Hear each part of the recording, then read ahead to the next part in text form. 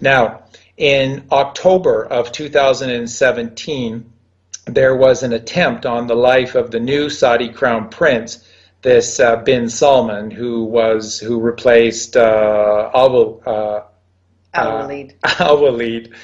and was helping Trump. We're going to get to how much he was helping Trump in just a sec here, and that this little operation that was set for him in Las Vegas was taken down at the last second, and he was protected, and and from then those Al-Walid so there's conflicting reports whether he's still in custody or he's been exterminated now for this little indiscretion from behind the scenes. But yeah, so they had a plan to do that. Now, what happened at this Las Vegas battle was when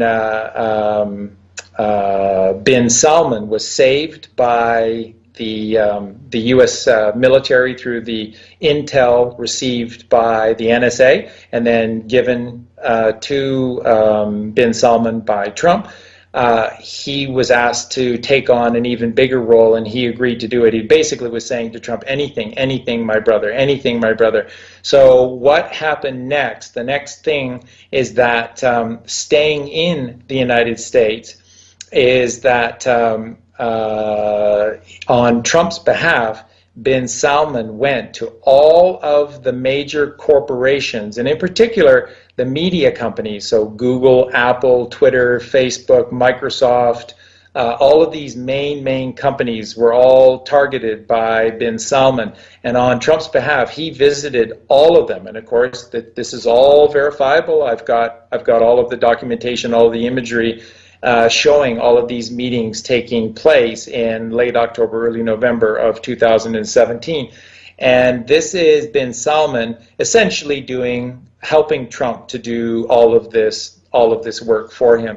And he went and he visited all of these puppet heads for all of these puppet companies, and he basically read them the riot act and showed them the documentation that the NSA had on all of them, and basically said, you play for Team Trump, and Trump is now in control of these corporations, or declass. All of this information will be declassified one by one, and each one of you will be offered up to the masses as a child murderer. So they all capitulated, and there's the money shots of all of these various heads of all of these various companies, including Jack Dorsey for Twitter. So all this stuff that's been going on lately with the censorship of Trump by Twitter, it's all part of the game that needs to be played out for people to get angry and to wake up to what the heck is the evil that's going on, and to say something about it and to do something about it and begin to change their lives. So that's real. All of that is real. And bin Salman helped Trump do this, and he went to all of those CEO heads of all of those major media companies and social media companies. From there, then, as everyone knows, in middle and late November of 2017, Trump took his Asian tour, and again, it's the same thing. He went to Japan first and did the same thing. The Japanese capitulated without much fight at all, and the symbolic gesture was that at this sumo wrestling championship event that was taking place, they had Trump come on stage, and Trump was the one. This is supposed to be left for only the highest figure of the land to present this trophy to the champion sumo wrestler, and Trump did it. Trump had this enormous trophy in the center of this ring, and it is the symbolization of Japanese submission to Trump, the NSA, and the Q plan, and capitulating control over to Trump. From there, now a lot of this has come out, and a lot of the QAnons did great work in figuring this out. But all of this stuff with North Korea started when Trump left Japan and flew directly to South Korea. And this first meeting was ostensibly to see if they could talk peace with North Korea. But no, what it was is to get all of these Asian governments to capitulate their control over to Trump via the documents that they had. Because remember, one of the biggest arms of procuring children for adrenochrome has always been Asia and Southeast Asia. And the Southeast Asian countries have been in cahoots with Hollywood and Washington, D.C. politicians.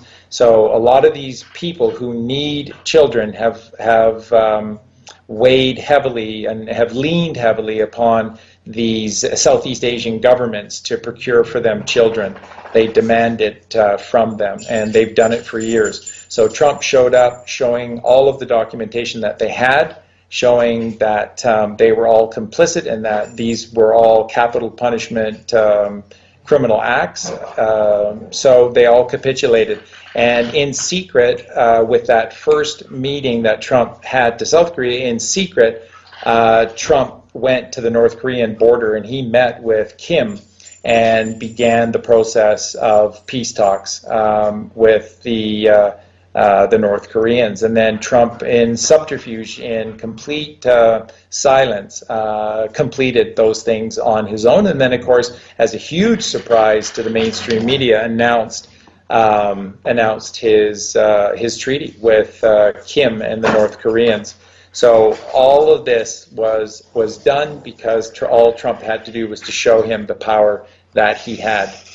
And that was now all of these countries. Remember, folks, again, all of these countries are not just stepping down from doing evil. They are also being forced into helping the Q plan. So all of these countries are now part of this process to help. Okay?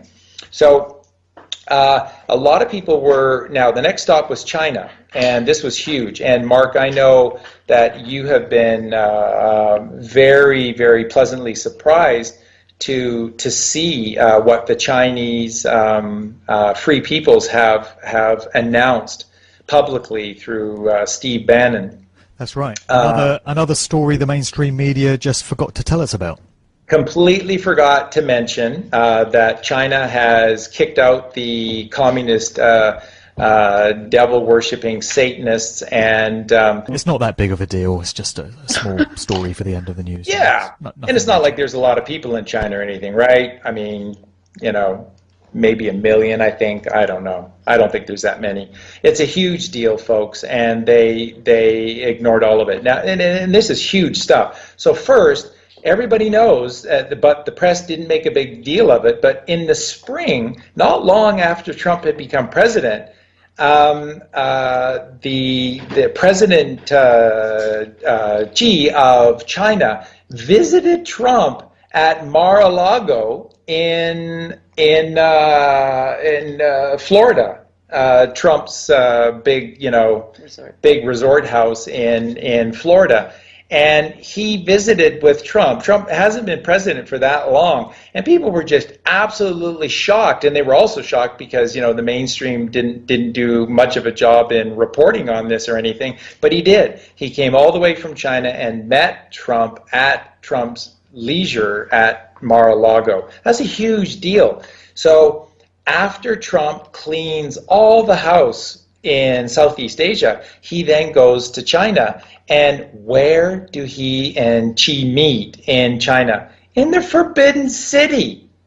This is huge. It's called the Forbidden City for a reason, because it is a very private, spiritual, secretive place to Chinese heritage, Chinese culture, and that's where they met. And of course, that was at Trump's request, because that was this is there. So every one of these things, there's always a marker. There's always a marker showing how each of these nations has capitulated powerfully to Trump as their overlord. And this is meeting with Trump in the Forbidden City. This is probably the biggest one. You can't imagine, folks, how big of a deal this was. And of course, the mainstream media, yeah, just